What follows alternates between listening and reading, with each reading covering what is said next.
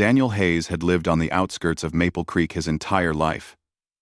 Yet, most people in town still felt like they didn't know him. He wasn't the type to sit in diners for long conversations or join weekend gatherings around the fire pit. He preferred quiet mornings with his horses, long afternoons in the open fields, and evenings sitting on the porch watching the sunset paint the sky orange and gold. People always said he was polite, respectful, and hard-working, but they also said he was distant. And in a small town, distance gave people room to create their own stories. Most of those stories weren't harmful, but they weren't flattering either. Some said he didn't talk much because he thought he was better than everyone. Others claimed he carried too many secrets for a man who lived such a simple life. Daniel never corrected them. He wasn't offended. He simply didn't see a reason to explain himself to people who didn't try to understand him. His silence became part of the town's chatter, and after a while, the chatter became part of the town's identity. Maple Creek changed very little from year to year, so when a new family arrived, people reacted quickly. The Brooks family came from a city far away, looking for a quieter life. There were only two members, Mrs. Evelyn Brooks, an elderly widow with kind, tired eyes, and her son Leonard, who worked in a nearby town and only returned home on weekends. Their house sat at the far eastern edge of Maple Creek, not too far from Daniel's ranch, but far enough that most people rarely passed by. The house needed work, broken fence posts, a damaged roof, peeling paint, and weeds as tall as a grown man. People noticed, but noticing was different from acting. Everyone had work of their own, and the Brooks family was still new. In a small town, newcomers were expected to settle in slowly, almost like the land needed time to accept them. Daniel saw the house's condition on his way to the feed store. He didn't plan to stop. It wasn't his business. But when he saw Evelyn alone in the yard, struggling to carry a bag of feed heavier than she could manage, he instinctively slowed his truck. She tried to lift it, failed, tried again, and stumbled a little. He stepped out and approached her with a gentle nod. "Ma'am, that looks heavy. Want a hand?" Evelyn looked startled at first, then embarrassed. She quickly stepped aside and waved her hand. "Oh no, dear.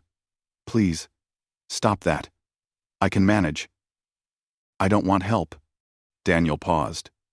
She wasn't rude, just uncomfortable. He recognized the expression. Some people didn't like accepting help because it made them feel weak or dependent. So he nodded respectfully. "All right," he said softly. "If you ever change your mind, I'm right down the road."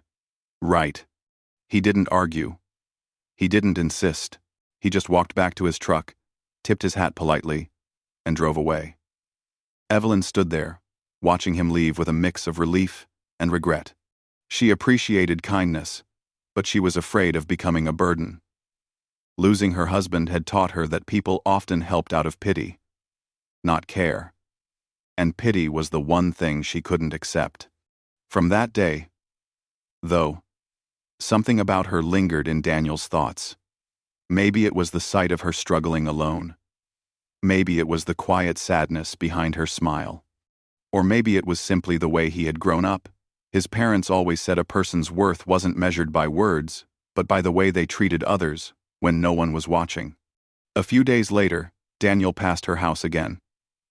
Evelyn was inside, but her gate hung even lower than before, and the hinges looked one storm away from snapping.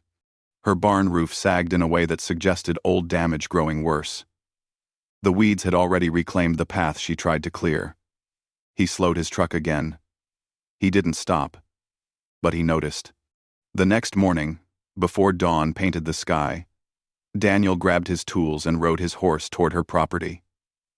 He didn't knock on her door. He didn't want to make her uncomfortable again. Instead, he repaired the loose fence boards, replaced broken planks, and tightened old nails. He worked quietly, checking over his shoulder to make sure she wasn't awake yet. Before the sun rose completely, he was done. He dusted off his hands, saddled his horse, and left before anyone saw him. At breakfast time, Evelyn stepped outside and stopped in shock. Her fence looked almost new. For a moment, she wondered if she had simply misremembered its condition. Then she suspected her son had done it during the night. But he hadn't visited. Confusion settled in her heart. But it wasn't an unpleasant feeling. Just unfamiliar. Meanwhile, rumors spread through town. A few people driving early that morning saw Daniel near her property. They didn't see his tools or the fence he had fixed. They only saw him leaving. That alone was enough to start whispers. Why was he always near the widow's home? Why so early? Why so often? Daniel didn't care for gossip, but even he could feel the eyes on him at the general store. He kept his head down, bought his supplies, said thank you, and left. He didn't owe explanations. And he didn't feel the need to give one. Over the next few days, he continued helping in the same quiet way. One day, he trimmed the overgrown bushes. Another day, he cleared the path. Then he replaced the missing shingles on her barn roof. Each time he worked before sunrise. Each time he disappeared before anyone noticed. But Maple Creek was a town where nothing stayed hidden for long. People saw him riding by her house too many times. They didn't see the work he did, only the fact that he kept showing up. Soon, small whispers grew into full conversations. What's he doing there? Maybe he's bothering her. He should mind his own business. No one asked him. No one asked Evelyn either. They simply assumed. Evelyn noticed the changes around her home and felt both grateful and uncomfortable. She wanted to thank whoever was helping her, but she had no idea who it was. She told herself again and again that she had asked Daniel not to help. She hoped she hadn't forced someone else to feel responsible for her. The thought worried her more than the broken fence ever had. One afternoon, she stood at her window and stared out at the repaired barn roof. "I told him no," she whispered to herself, unsure whether she felt guilty or relieved. She didn't want charity, but she also couldn't deny that the help was keeping her safe. Meanwhile, the gossip grew until it reached a point where even Daniel couldn't ignore it completely. Some townspeople cornered him near the post office and warned him gently to avoid causing trouble. They didn't explain what they meant. They didn't listen when he said he wasn't doing anything wrong.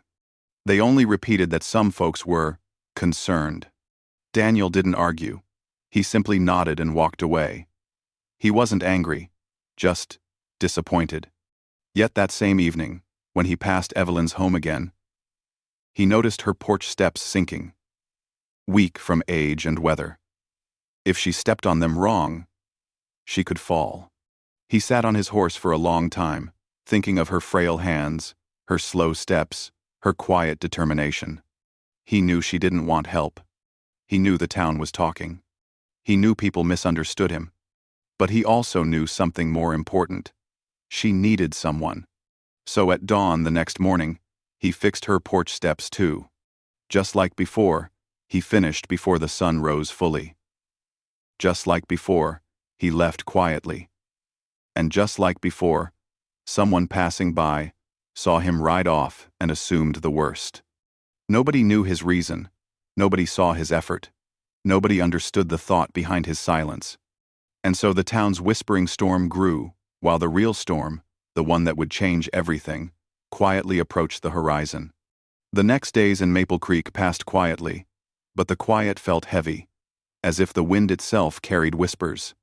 Daniel noticed the way people stared whenever he walked into town. At the grocery store, two women who usually greeted him kindly now exchanged looks and lowered their voices when he walked by. At the feed store, old Mr. Turner cleared his throat too many times, wanting to say something but never finding the courage. Daniel pretended not to notice. He focused on his errands, paid for what he needed, and headed back to his ranch. He had never been good with crowds or long conversations. Silence was easier, and hard work was more comforting than gossip. But even as he returned to his familiar land, he couldn't shake the thought of Evelyn Brooks. Her house still needed so much care. and he knew she wouldn't ask anyone for help. That evening, as the sun dipped low, painting the sky in soft pinks, Daniel sat on his porch and stared toward the distant outline of the Brooks property. He didn't plan to go again tomorrow. The town's warnings had been subtle but clear. People didn't like him being near her place so often. Maybe he should step back. Maybe he should let it go. But then he remembered Evelyn's hands trembling around the shopping bags she carried last week. The way she tried to smile, even when she looked tired. He remembered her voice, quiet but firm, saying, "Please, stop that." Not because she didn't want kindness, but because she feared being a burden. It wasn't defiance. It was fear. And fear didn't deserve to be left alone. Early the next morning, before the sky began to lighten, Daniel rode toward her property again. He fixed the damaged porch steps carefully, wiping sweat from his forehead as he worked. Every hammer strike echoed softly in the stillness of dawn. He made sure the steps were strong enough to support her weight. He replaced the loose boards and sanded the rough edges so she wouldn't trip. He left just before the sunlight touched the rooftops. A few hours later, a truck passed by and saw the fresh wood. The driver didn't see Daniel working, but he did see the tracks left by a horse. And in Maple Creek, a half-seen clue was enough to start a whole story. Later that afternoon, 3 townspeople whispered outside the diner. "He was there again," said one. "This is getting strange," said another. "Why doesn't he just stay away?" Nobody asked Evelyn. Nobody asked Daniel. They simply talked amongst themselves, allowing assumptions to grow like weeds. Inside her home, Evelyn walked slowly to her porch and froze when she saw the repaired steps. She touched the new boards with trembling fingers. She felt relief, but also guilt. She had told Daniel not to help, yet someone kept doing it in secret. Each repair felt like a silent message she couldn't understand. She wished she could thank the person, but she didn't know who it was. And deep in her heart, she feared she was forcing someone to feel responsible for her. That thought weighed heavily on her mind. Over the next few days, Daniel continued helping without being seen. He cleaned her gutters, repaired the barn door hinge, and cleared part of the overgrown yard where she could trip. It wasn't heroism to him, it was simply the right thing to do. He never expected praise. He never wanted attention. He just didn't want her to struggle alone. But Maple Creek was a place where people noticed everything, especially when they didn't understand something. Someone saw Daniel's horse near the edge of the Brooks property at dawn. Someone else noticed him carrying lumber. Rumors grew louder, twisting harmless acts into strange stories. Daniel didn't respond to the gossip. He simply kept working on his ranch and waking early to help Evelyn. But even he began to feel the weight of the town's judgment. One afternoon, while he was loading feed into his truck, the sheriff approached him. "Daniel," the sheriff said, shifting awkwardly. "People are talking. They're not sure why you keep going to Mrs. Brooks' property." Daniel looked up calmly. "I'm not doing anything wrong." "I believe you," the sheriff replied. "But maybe give it some space. Folks get uneasy when they don't understand something." Daniel nodded, but inside he felt a familiar disappointment. People always assumed the worst of him because he was quiet, because he didn't explain himself, because he didn't fit their idea of what a friendly townsman should look like. Still, he didn't argue. He simply thanked the sheriff and went home. That evening, a cold wind blew through Maple Creek, carrying the smell of an approaching storm. The sky darkened quicker than usual, and clouds gathered like heavy blankets, ready to release their weight. Weather like that was dangerous, especially for older homes and older people. Daniel couldn't sleep well that night. He kept picturing Evelyn alone in her house, trying her best to stay warm and safe. The thought tugged at him, stirring unease in his chest. Before dawn, he saddled his horse again. But this time, he didn't go to her home. He rode to the ridge, overlooking the town, watching the storm clouds roll in like dark waves. Lightning flickered in the distance. The wind grew stronger. A part of him wanted to ride to her house and check on her right then, but he held back, remembering her words and the sheriff's warning. He stayed there for a long time, watching the storm grow. Meanwhile, Evelyn woke early because the wind rattled her windows. She struggled to close the shutters, but they were old and stuck. She stepped outside carefully to secure them from the outside, unaware of how strong the wind had become. As she tugged on one loose shutter, a sudden gust nearly knocked her off balance. She clutched the porch railing, breathing shakily. Inside, she tried to stay calm. She prepared candles and blankets, praying the power wouldn't go out. Her house had always been fragile, and storms made it feel even more so. She wished her son were home, but he wouldn't arrive until the weekend. She didn't want to call anyone else. She didn't want to trouble the townspeople. The storm grew worse by midday. The sky turned gray, rain hammered the rooftops, and wind howled around the corners of every building in Maple Creek. People stayed indoors, fireplaces lit, sharing nervous conversations about the sudden weather. At his ranch, Daniel secured his animals, strengthened the barn doors, and tied down anything that could blow away. He kept glancing toward the Brooks property. Each time he looked, worry deepened inside him. By late afternoon, power lines in some parts of town began to flicker. Many families gathered at the community hall, which was safer and sturdier than their own homes. Volunteers set up blankets, lamps, and warm drinks. When Daniel arrived to check if they needed extra firewood, he noticed something immediately. Evelyn Brooks wasn't there. He scanned the room twice. She wasn't sitting by the fireplace, nor speaking with the other older residents. She wasn't anywhere. A cold feeling settled in his chest. He stepped outside and looked into the storm. Rain slapped against his face. The wind pushed against him, strong enough to make standing difficult. But the only thought in his mind was simple and clear. She's alone. He didn't wait for permission. He didn't wait for help. He didn't wait for the gossip to stop.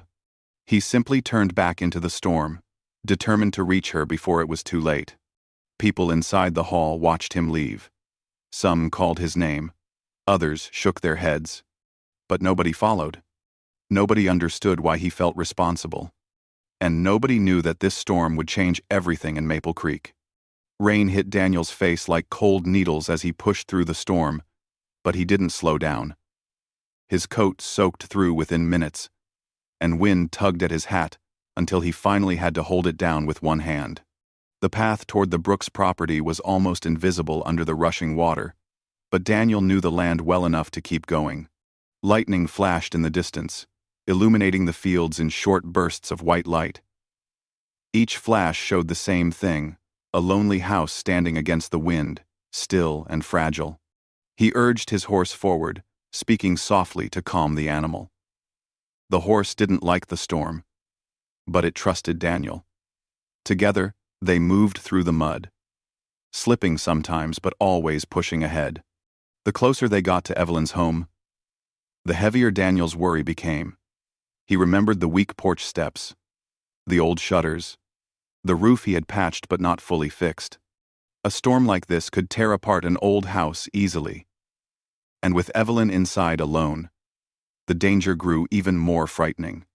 When he finally reached the property, the sight made his heart tighten. One of the shutters had broken off and was hanging by a single hinge, slamming against the wall with each gust of wind. A tree branch had fallen on the fence he repaired earlier, cracking one post in half. The porch light flickered weakly, glowing on and off like a heartbeat, struggling to keep rhythm. Daniel jumped off his horse and tied the reins to a strong post. He fought against the wind as he climbed the porch steps he had rebuilt. They held firm, but the handrail shook as the storm battered it. He knocked loudly on the door. "Mrs. Brooks, it's Daniel. Are you all right?" No answer. He knocked again, louder this time, almost shouting over the sound of the wind. "Evelyn, can you hear me?" Still silence. A sharp worry cut through him.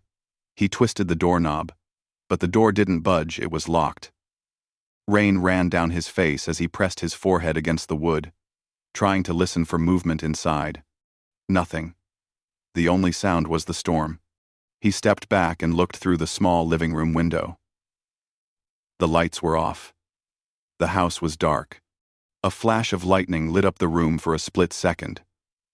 In that brief moment, Daniel saw something, an outline on the floor near the fireplace.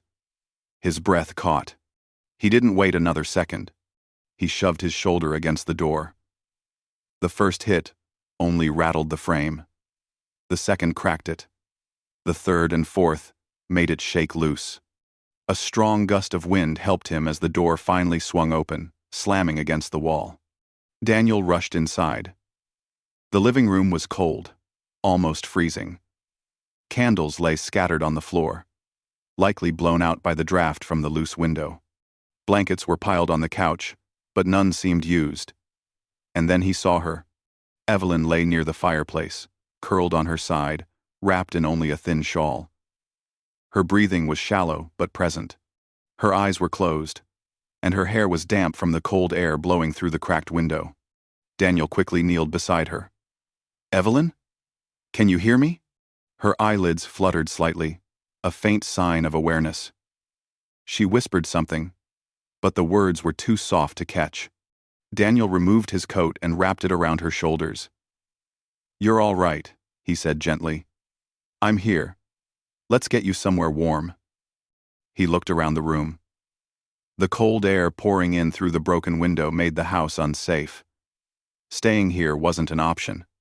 The community hall was warm and full of people, but he would have to carry her through the storm. He gathered the blankets from the couch and wrapped them around her carefully. She stirred weakly, whispering again. This time he leaned closer. "I didn't think the storm would be this strong," she murmured. "I know," he said softly. "But you're safe now." He lifted her gently into his arms. She was lighter than he expected, her frail frame trembling from the cold. As he stepped outside, the wind nearly pushed him backwards, but he kept a strong grip on her. His horse snorted nervously as the storm raged around them. Daniel approached the animal slowly. "Easy," he whispered. "We need you." He mounted the horse carefully, keeping Evelyn protected in his arms. With one hand holding her and the other gripping the reins, he guided the horse back toward the town. The storm didn't show mercy. Rain poured harder, and wind whipped like claws against his face. Mud splashed with every step. Trees bent, groaning under the pressure. But Daniel didn't slow. His jaw was set with determination. Nothing mattered, except getting her to safety. Halfway to town, Evelyn stirred again. She opened her eyes slightly, looking up at him through the rain. "You came for me?" Daniel nodded. "Couldn't leave you alone." She closed her eyes again, resting her head gently against his chest. A few minutes later, he heard voices in the distance, the sound of people inside the community hall. Warm light glowed from its windows. Relief washed over him. As Daniel approached the building, the doors swung open. A group of townspeople stood under the awning, shocked to see him riding in through such harsh weather. Even the sheriff stepped forward, eyes wide. Daniel stopped the horse and carefully climbed down with Evelyn in his arms. People gasped when they saw her condition. "What happened?" someone asked. "She was alone," Daniel said simply, keeping his voice calm. "Cold got to her." The sheriff hurried forward. "Bring her inside." Daniel nodded and carried her into the hall. The warmth inside hit them instantly. Volunteers rushed with blankets. A doctor stood ready, and several people stepped aside to clear a space near the fire. Daniel laid her gently on a padded bench. The doctor checked her quickly. "She's cold and exhausted. She'll recover. Good thing you got her in time." Daniel let out a breath he didn't realize he had been holding. Relief washed over him, deep and overwhelming. As the doctor treated Evelyn, The townspeople gathered around Daniel. Some looked shocked, others ashamed. They whispered among themselves, "He saved her. All this time, we misunderstood everything." The sheriff approached him with a mix of gratitude and guilt. "Daniel, we didn't know. We thought—" "I know what folks thought," Daniel said quietly. The sheriff lowered his head. "Thank you, truly." Evelyn slowly opened her eyes again. When she saw Daniel standing nearby, she reached out a trembling hand. He immediately stepped closer and took it gently. "I didn't want to trouble anyone," she whispered. "You're not trouble," he said softly. Her eyes watered, but not from sadness, from relief. People stood around them, stunned by the truth finally revealed. All the misunderstandings, all the assumptions, all the whispered rumors faded in that single moment as they watched the quiet rancher hold the hand of the woman he had been helping all along. Daniel didn't look at the crowd. He focused only on Evelyn, her fragile smile returning slowly as warmth filled her body. She squeezed his hand slightly, a gesture full of trust and gratitude. Outside, the storm still raged. But inside that community hall, something shifted, something quiet and powerful. The truth, long hidden behind whispers, finally stood clear for everyone to see. And the entire town of Maple Creek realized they had judged the wrong man all along. The storm outside slowly faded into a calm drizzle as night passed into morning. But inside the community hall, the atmosphere had already changed long before sunrise. The people of Maple Creek, who once whispered doubts about Daniel Hayes, now watched him with quiet respect. Some avoided his eyes, ashamed of what they had assumed. Others looked at him with warm gratitude. But Daniel didn't pay attention to any of it. His focus never shifted from Evelyn Brooks, who rested peacefully under warm blankets near the fire. He sat beside her through most of the night, keeping watch even after the doctor assured him she would recover. He didn't sleep. He didn't need to. His heart felt too alert, too aware of how close things had come. If he had waited even one more hour, if he had listened to the gossip, if he had stayed on his ranch instead of braving the storm, Evelyn might not have survived. That thought alone kept him awake. By morning, Evelyn slowly opened her eyes. The warmth, the murmur of voices, and the gentle glow of the fire made the hall feel like a different world from the freezing house she had been trapped in the day before. Her gaze drifted across the room until it settled on Daniel. He straightened slightly. "Good morning," he said softly. She smiled weakly. "You stayed." Of course," he replied. "Wanted to make sure you were all right." Her eyes softened. She looked down at her hands, fiddling with the corner of the blanket. "Daniel, I'm sorry. I told you not to help. I didn't mean to push you away." Daniel shook his head. "You weren't pushing me away. You just didn't want to feel like a burden." Boot. Her eyes widened slightly, surprised he understood so easily. "Yes," she whispered. "I've lived long enough to see people offer kindness out of duty, not care. I didn't want that from you. And you didn't get that from me," he said gently. "I helped because it was the right thing to do, not because I felt forced." For a moment, she closed her eyes, letting the words warm her more than the fire ever could. When she opened them again, she reached out and took his hand with a strength that surprised him. "Thank you," she said. "You saved my life." Daniel didn't reply immediately. Emotions tightened in his chest, but he kept his voice steady. "I'm just glad I got there in time." As they talked, more people gathered around quietly, pretending to check on supplies or reposition chairs, but really listening to the two of them. The truth of everything, the repairs, Daniel's early visits, his quiet kindness spread through the hall like sunlight melting frost. One by one, people approached. Mrs. Turner stepped forward first. "Daniel, we misjudged you," she said, voice soft. We should have asked instead of assuming. Then old Mr. Barrett spoke. You've done more for her than all of us combined, he said, guilt in his eyes. We're sorry. Even some younger townsfolk added their apologies. Daniel didn't reply with pride or anger. He simply nodded each time, accepting the words with the same quiet patience he had carried all his life. It's all right, he said. Let's just focus on making things better. And just like that, the tone in Maple Creek shifted. It wasn't loud or dramatic. It was soft, humble, and sincere, just like the rancher who had inspired it.